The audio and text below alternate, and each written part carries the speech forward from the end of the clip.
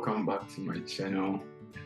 So I'll be sharing a couple of information about study abroad journey, and today episode I want us to tackle one of the most important things that we do in our pursuit to study abroad, and it happens to do with decision. A lot of us want to pursue our further degree in either US or Canada or UK or whatever country that we want to go, but the main countries that we want to go usually happen to be either Canada or US, and sometimes the UK too as well. So today I want us to look at the main decision regarding study abroad, and I want to take Canada and US for example to justify whatever information I have for you for this vlog. So to pursue your further education in either US or Canada, you all bear with me that it is not easy. It is not an easy journey, but with guidelines and with information, you'll be able to cross the path. So you welcome back to my channel. My name is Kwaku Owusu. I'm a student at East Tennessee State University pursuing a master's degree in information system with focus in data analytics, and I double as a graduate research assistant as well. I did my first master's degree from the Hong Kong Baptist University in Hong Kong. This degree, So to study abroad or to study in either US or Canada, one thing that you have to understand is that US and Canada is like Romeo and Juliet, and for that matter, they all have similar education systems.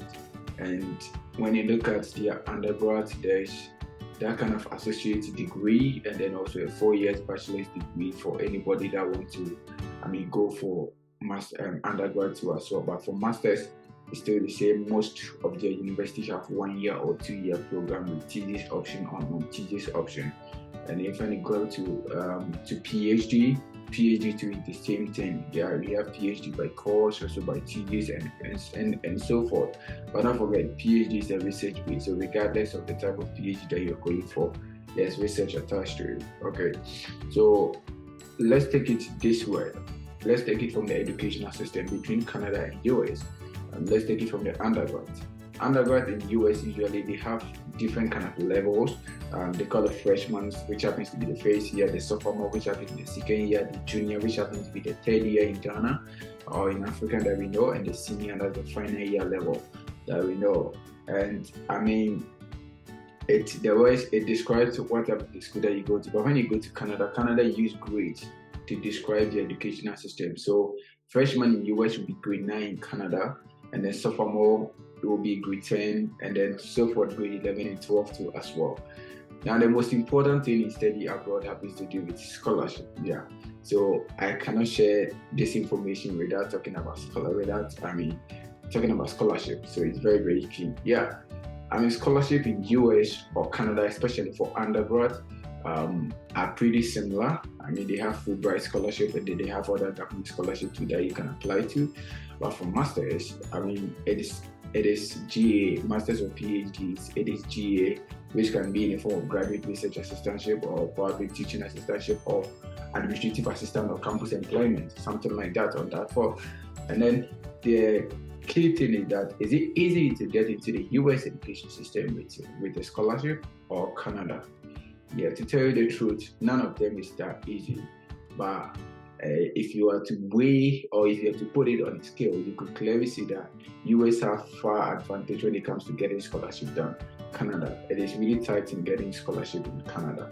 But the good thing is that if you're going for your master's program in Canada, you have the right to work on full-time basis, provided you are enrolled as a full-time student. And that means, they started it this year in November. That is what is happening there currently. So the decision is yours. If you want to go to Canada, you have the right to work on full-time basis, provided you are being enrolled in a full-time program, like you're working as a full-time or you're studying as a full-time, not on a part-time basis. But in the US, trust me, you need work authorization in core, and that is also hard to come by. So US, you're entitled to work on campus for 20 hours. That is it. So as I said, the decision is yours.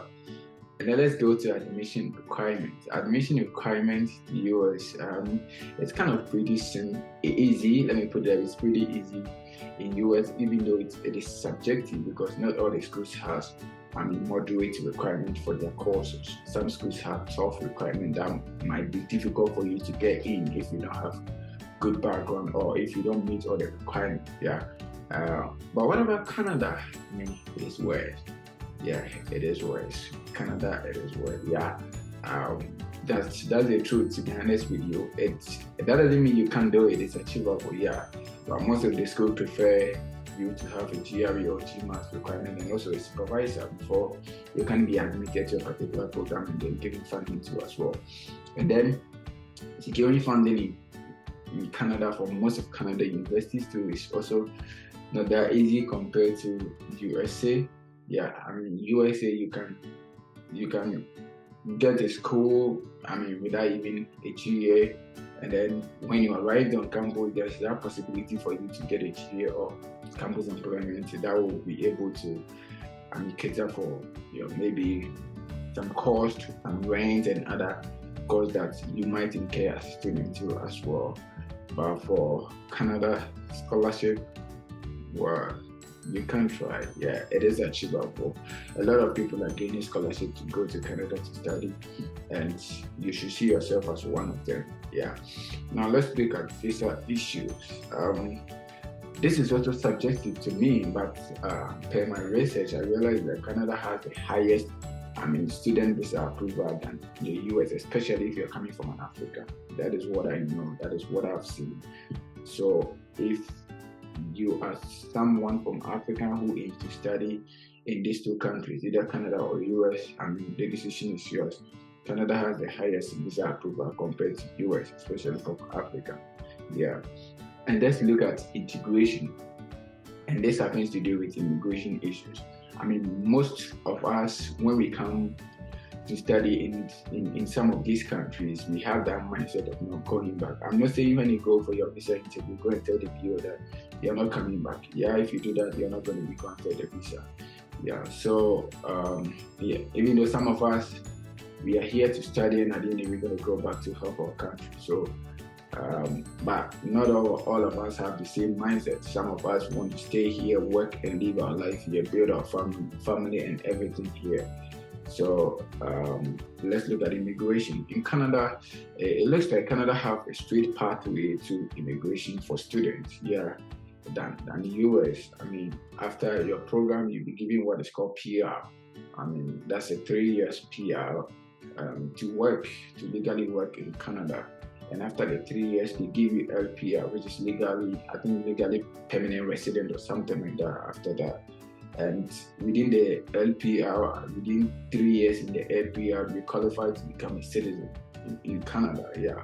So they have a straight pathway. But for US, it's not easy. They are going to give you 1 year OPT if you are being enrolled in a STEM program. So, STEM means science, technology, engineering, and mathematics program. But if you are being enrolled in a STEM-related program, you have 3 years after school to work. And after these 3 years or 1 year OPT, the decision is yours. You have to search for companies that will sponsor you in order to stay here legally and live your life. Or probably you find your own way out, or you leave the country.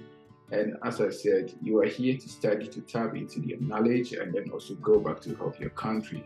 After all, we all want to see our country like the US too as well. So come here to study and go back to help your country.